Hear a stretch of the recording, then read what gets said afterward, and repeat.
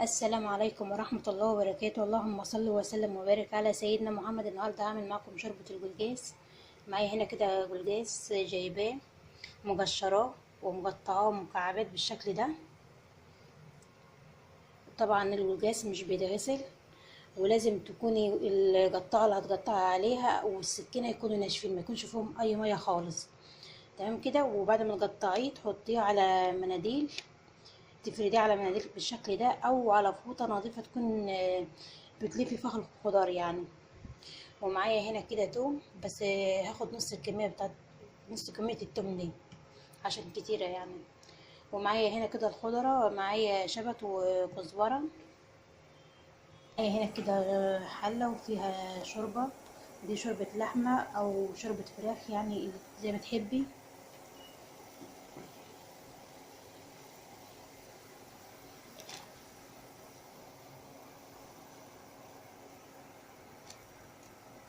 نزلت كده بالكميه اللي معايا،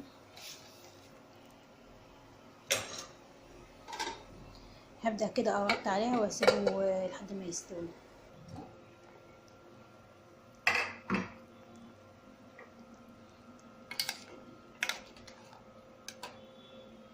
كده الجلاس بتاعنا بدأ يستوي اهو.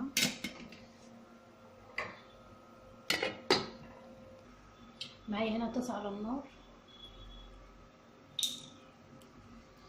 هنزل بشوية زيت،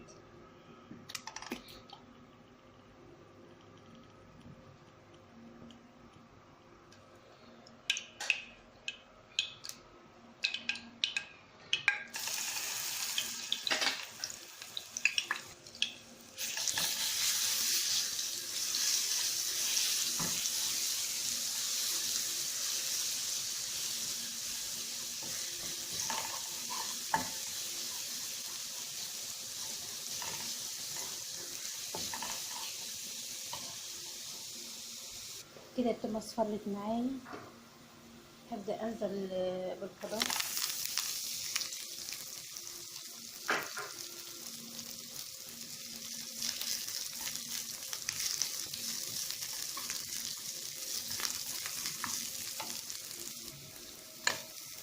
هقلب كده الخضار مع التومة اللي معايا كده في الزيت.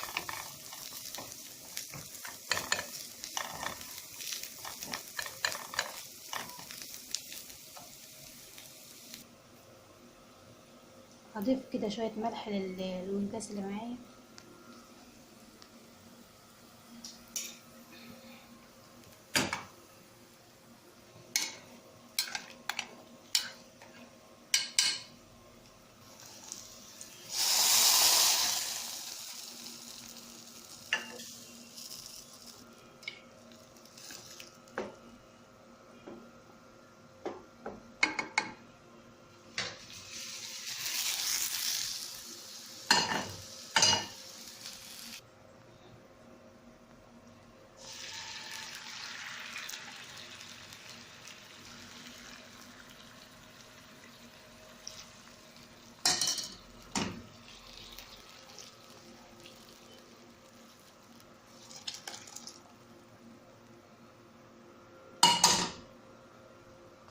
ادي كده الجلاس بتاعنا بعد ما استوى، ده شكله.